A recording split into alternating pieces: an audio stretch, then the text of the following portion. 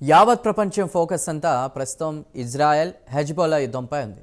ప్రజలు Gaza Israel యుద్ధాన్ని మర్చిపోయారు. అలానే రష్యా ఉక్రెయిన్ యుద్ధం గురించి కూడా మర్చిపోయారు. అది పాతపడిపోయింది. ప్రస్తుతం అందరి ఫోకస్ హెజ్బొల్లా చీఫ్ హానస్ నాస్రుల్లాపై ఉంది. ఇంతకు ఆయన ఎవరు? అరబ్ ప్రపంచంలో ఆయన హీరోగా ఎలా ఎదిగారు? శుక్రవారం నాసురుల్లాను లక్ష్యంగా చేసుకుని ఆయన నివాసంపై నిప్పుల వర్షం కురిపించింది ఇజ్రాయెల్. ఆయన చనిపోయాడని ఒకరు, కాదు ఆయన బతికే ఉన్నాడని కొందరు, ఇలా పొంతల్లేని వార్తలు వినవస్తున్నాయి. మరి నాసురుల్లా గురించి ప్రత్యేక కథనంలో మరింత సమాచారాన్ని తెలుసుకుందాం.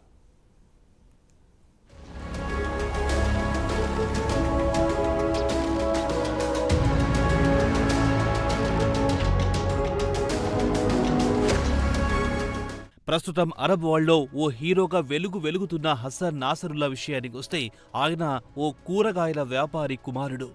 ప్రస్తుతం ఇజ్రాయెల్కు బద్ద శత్రువుగా మారాడు. హెజబొల్లా అనే అత్యంత శక్తివంతమైన మిలిటరీని తయారు చేశాడు. దీంతో పాటు రాజకీయ పార్టీని తయారు చేసి లెబనాన్ను పూర్తిగా తన గుప్పిట్లో పెట్టుకున్నాడు. 16 ఏళ్ల వయస్సులోనే ఈ తెలివైన కుర్రాడు అబ్బాస్ అలీ ముసావి కంట్లో పడ్డాడు. ముసావి హెజబొల్లా మిలిటెంట్ గ్రూప్ను తయారు చేసి ఇజ్రాయెల్పై యుద్ధానికి సిద్ధం చేశాడు. ముసావి శిష్యరికంలోనే నాసరుల్లా కూడా అంచెలంచెలుగా ఎదుగుతూ 1992లో హెజబొల్లా చీఫ్గా బాధ్యతలు తీసుకున్నారు. కాగా ఆయన గురువు ముసావి హెలికాప్టర్ దాడిలో దుర్మరణం పాలయ్యాడు. దీంతో నాసరుల్లా కేవలం 32 ఏళ్ల వయస్సులో హెజబొల్లా చీఫ్గా బాధ్యతలు చేపట్టాల్సి వచ్చింది.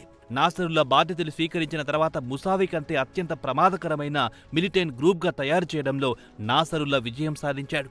రోజురోజుకు ఆయన బలమైన నాయకుడే కాకుండా లెబనాన్ ప్రభుత్వంలో కూడా కీలక వ్యక్తిగా తయారయ్యాడు.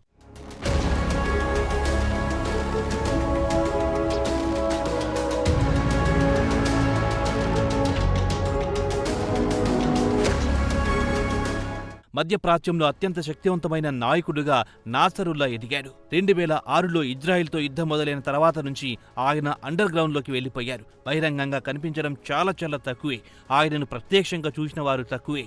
ఆయన ఆవేశపూరిత ప్రసంగాలు పెద్ద స్క్రీన్లపై చూడడమే తప్ప ప్రత్యక్షంగా చూసిన వారు చాలా తక్కువే. చివరగా ఈ నెల 19న పేజర్లు పేలి 3000 మంది గాయపడిన తర్వాత ఆయన ఇజ్రాయెల్పై యుద్ధాన్ని ప్రకటిస్తున్నట్టు చేసిన ప్రసంగం మాత్రమే లేటెస్ట్దని చెప్పుకోవచ్చు. అంతే తప్పించి ఆయన ఫోటోలు చూసి ఈయనే హెజబొల్లా చీఫ్ అని భావించాల్సి ఉంటుంది.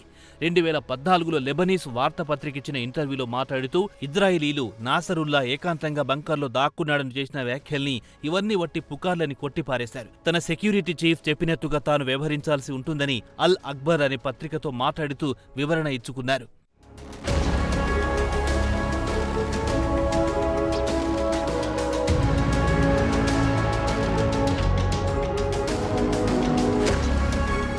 ఇజ్రాయెల్ తమకు బద్ద శత్రువు నుంచి ప్రాణాలు కాపాడుకోవడానికి అవసరమైన చర్యలు తీసుకోవాల్సి ఉంటుందన్నారు. కొన్ని దశాబ్దాల నుంచి ఇజ్రాయెల్కు చిక్కకుండా నాసరుల్లా తప్పించుకున్నాడని చెప్పుకోవచ్చు.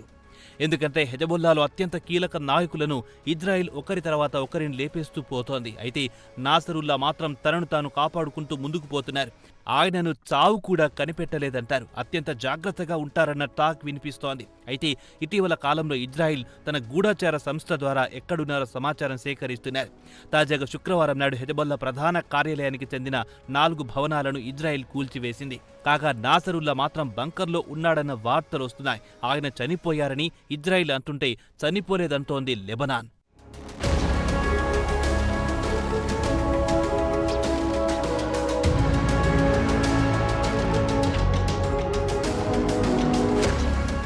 ఇక నాసరుల్లాను హెజబొల్లా చీఫ్గానే కాకుండా అబు హైదీ తండ్రి అని లెబనాన్ ప్రజలు పిలుస్తుంటారు. ఎందుకంటే నాసరుల్లా పెద్ద కుమారుడు అబు హైదీ 1997లో ఇజ్రాయెల్ సైనికులతో పోరాడుతూ చనిపోయాడు. అప్పుడు హైదీ వయస్సు కేవలం 18 ఏళ్లు మాత్రమే. ఇక నాసరుల్లా విషయానికొస్తే ఆయన 1960లో బీరూట్లో క్రిస్టియన్స్, అర్మేనియన్స్, పాలస్తీనియన్లున్న ఏరియాలో జన్మించారు. ఆయన తండ్రి కూరగాయల వ్యాపారి. 9 మంది సంతానంలో నాసరుల్లా ఒకరు. భార్య పేరు ఫాతిమా యాస్పిన్. వారికి ప్రస్తుతం 4 పిల్లలు. ఇరాక్లోని నజాఫ్లో రిలీజియన్ సైన్స్లో 3 సంవత్సరాల పాటు చదివారు. 1978లో సద్దాం హుస్సేన్ షియాలపై దండయాత్ర ప్రారంభించారు. అప్పుడే ఆయన తన రాజకీయ గురువు అబ్బాస్ అల్ ముసావితో పరిచయం ఏర్పడింది.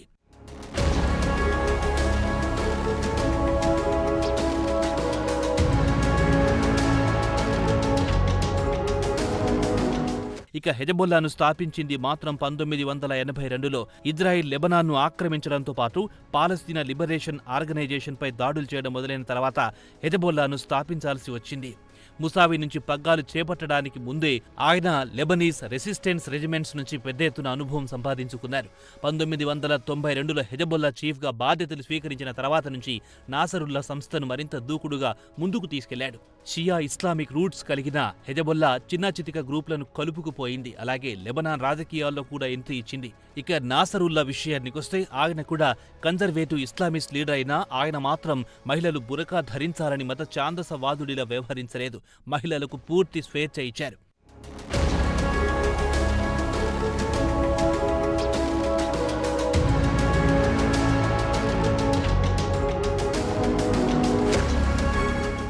జెరూసలేంను యూదుల నుంచి విముక్తి కోసం పోరాటం చేశారు. ఇజ్రాయేలీలు ఎక్కడి నుంచి వచ్చారో ఆ దేశానికి తరలి వెళ్లాలని డిమాండ్ చేశారు.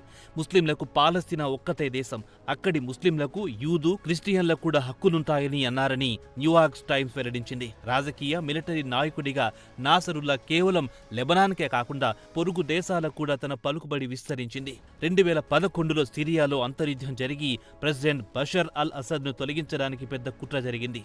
ఉద్రిక్తతను తగ్గించడానికి ప్రయత్నించారు. ఇక హెజబొల్లాలో అంతర్గతంగా ఆయన నాయకత్వాన్ని సవాల్ చేయడానికొస్తే ఇరాన్ సహాయంతో వారిని పూర్తిగా అణిచివేశారు. 1997లో మాజీ హెజబొల్లా నాయకుడు షేక్ సుబీ తుపాయిలీ తిరుగుబాటు చేసి ఆరంభంలోనే అణిచివేశారన్న వార్తలొచ్చాయి.